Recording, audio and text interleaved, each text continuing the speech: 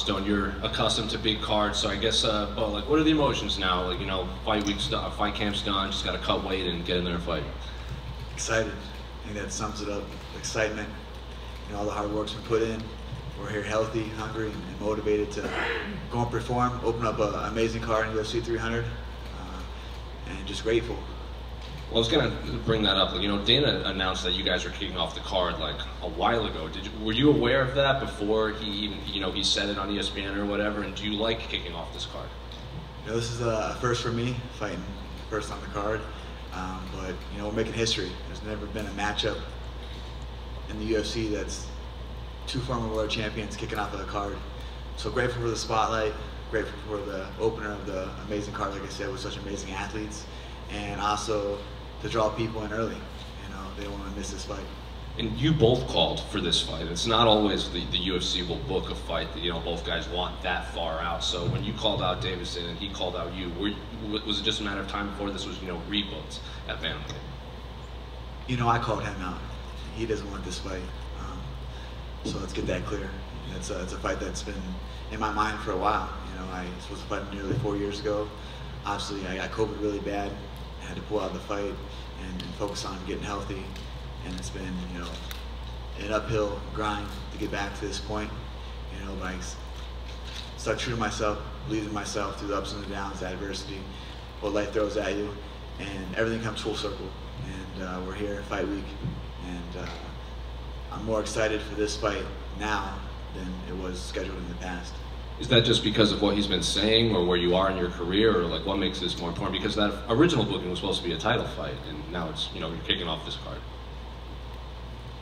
You know, for me, it's a fight that I've wanted for so long. You know, and to have those feelings that taken away from me from COVID, to be back to fighting for a world championship. You know, so those feelings still have motivated me and given me, you know, such drive to this camp and this call out and this visualization of my last fight to call him out. You know, he came up and had a successful debut win at bantamweight, and I feel good here. This is my weight, and I'm here to remind everybody that I'm the best in the world. I'm sure people have asked you that, but you know, he's called you mentally fragile, he's called you this and that. Do you think he truly believes that, or is he just trying to sell the fight? Yeah, truly, he's trying to sell the fight, and also I've been there. I've been there where I had to talk, where I wasn't mentally prepared to go on there. I'm always ready to fight, you know, physically.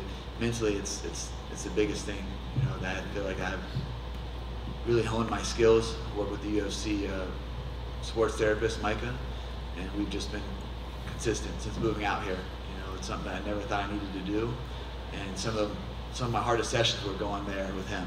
You know, overtraining, over sparring, over the grind, constant grind. It was always driving to those sessions knowing that I had to, you know, open up about my thoughts, my feelings, and I've never been one to express those, but, you know, he's helped out a lot, tremendously, you know, not in just my athletic career, performance-wise, but life as well. So be able to balance all that together and stay, you know, engaged in the moments and the times. And so I feel like that is a huge thing that I've worked that's different. You know, nothing's different in my speed, my power, my vision. You know, it's my mental fortitude that's been what's keeping me here and keeping me motivated and understanding this is what I love to do. And I think that's what's really relit the passion and the love for the sport. So there was a time in my life when I was in my career that I was kind of going through the motions, you know, fighting the fight. You know, I'm fighting because I want to fight, and that's me being real and honest with myself, with everybody. Like, I'm so excited for this fight. This is a fight that I've called and wanted. You know, going back to your question about Deiveson, I've been there where maybe he lacks a lot of confidence. Maybe he didn't prepare ready like he needed to, so he's trying to get into the head game. That's maybe his out. Hey, get in Cody's head, I'm going to win this fight. And that's just, if that's what he's going off of to be victorious on Saturday, he's going to have a long night ahead of him. And just last one for me, two quick ones that are unrelated to your fight. Can I get your thoughts on the main event and the BMF fight between Max and Justin? Main event, super excited for that. Jamal, you know, what a journey he's had to come back. You know, from being a world champion, finally being a world champion, to the injury, to, you know, I've seen him at the PI, you know, with his rehab, you know, the way that he's been just, you know, diving at it, make him want to come back, and then they call him for the Alex fight. And look at his career. I mean, he's fought the who's who. He's a phenomenal athlete, phenomenal fighter. Just that's going to be an awesome main event. You know, the BMF. I mean, you got Max Holloway, who's a fan favorite. I'm a huge fan of Max. And Justin Gaethje is just. I think he's really hitting his peak in his career over his last few fights.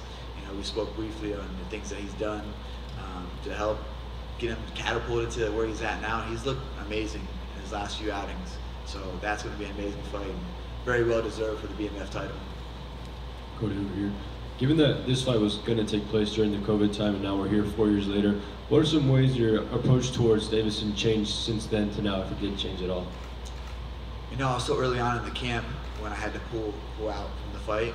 So we were just starting to study Deiveson. You know, he was doing his thing at 25. You know, he was a very good champion. He was having good performances there. So we were prepared for the best Deiveson to date. You know, it was good to see him fight at bantamweight. You know, to get that we watched a lot of that fight. You know, and got a lot of information and data that we have used all camp, and going to use that in our favor. You know, come Saturday night. And your last 6 fights in the UFC have all been in Vegas between the T-Mobile and here at the Apex. Now that the 7th is going to be here for 300, such a historic card, how has it been fighting here in the fight capital of the world and even putting in work here like you have been at the PI and everything? You know, Las Vegas is an amazing place. It's growing so much. And to be able to fight here in the fight capital of the world is always great. You know, now I call this place home. I'm raising my son here, so it's great to fight in my backyard. You know, they pick me up from my house. You know, I see my son, I see my dog before I go to battle. Go into battle, come home, and it's great to sleep in my own bed. So it's nice to always fight in Las Vegas and to live here as well. Cody, over here. Obviously, Deiveson, a former champion at flyweight, fighting with bantamweight. What are sort of the implications of a victory here? Because with you being a former champion, that's got to count for something, taking out someone like Deiveson. Yeah, Deiveson's a former world champion at flyweight. He's came up. He's ranked 8th in the division. I think rankings are a bunch of bullshit, anyways. But he's 8th, so he's in the rankings. You know, that'd be 3 fights in a row for me. I'm gonna knock him out on Saturday. Puts me right back to title contention where I belong. And correct me if I'm wrong, I know Uriah Faber, your good friend, is part of, I think, Deiveson's management at all. Have you spoken to him at all just when this fight was announced at all? Because obviously you guys have a long history. Yeah, you know, Deiveson's been out the Team Alpha Male and trained. We have a lot of Brazilians that's trained with him and coached him, actually, from Team Alpha Male. Actually, my training partner that I brought all camp, Alan Galacio, phenomenal. You guys keep hearing his name. He'll be in the UFC real soon. Trained with him. He's Brazilian as well. Gave me a good look for Figueiredo. And yeah, so I mean, with Uriah, I'm not too sure with what he's doing with the management, company. But Uriah's my boy, and we've talked and we train when he comes out. We always, touch base, throughout parts of our lives.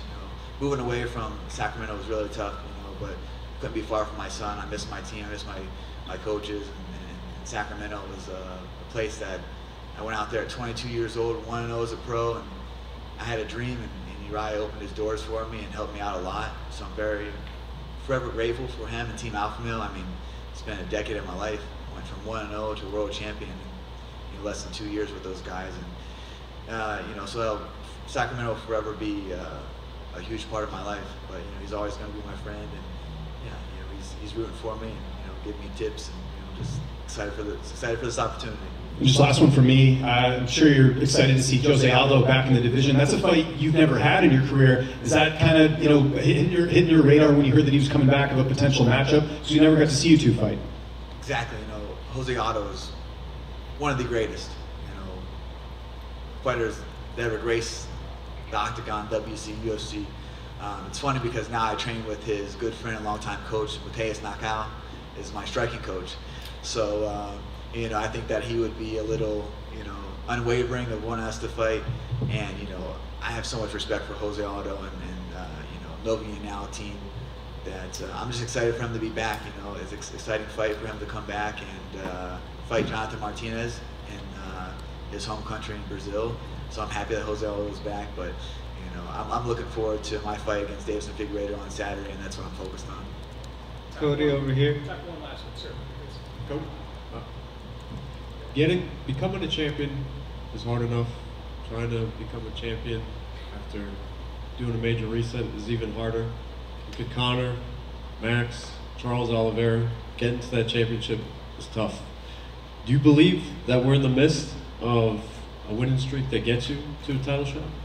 You trying to say this is a comeback? Yes, sir. I think I've been here. You know, I just kind of been, you know, stuck in my ways. Had to learn, had to grow a lot. You know, you guys saw me at 23 years old, 25-year-old world champion. This is my 20th professional fight, 15th UFC fight. So you guys watched me grow in this octagon, you know. And honestly, it was easy to become a world champion. That was easy. That was fast-tracked, you know. Now climbing up this mountain again, it's been a little bit rougher. I found, you know, obstacles and adversity and setbacks, but I'm blazing this trail, which is a different trail along this mountain, you know. So I'm excited. You know, like I said, I called for these fights. These are the fights I want. This fight's putting back in title contention. This fight right here, you know, motivated me and has me driven to go out there and perform. You know, I definitely put the work in, and I'm just excited that it's fight week. I'm healthy. You know, I pray to God that Deiveson has, you know, prepared well, and he's ready for an action-packed fight on Saturday. There was a lot of hostility between you and the current bantamweight champion over the years. Is that like a gigantic carrot at the end of the? Oh, that's definitely. He's still the champion when it's my time to fight for the title again and regain the title, I should say. And I'm happy with that fight because that's going to be a huge pay-per-view draw. No other bantamweight in the division moves the needle like I do. You know, I just got to focus on winning, and everything else will fall into place. Thank you, guys.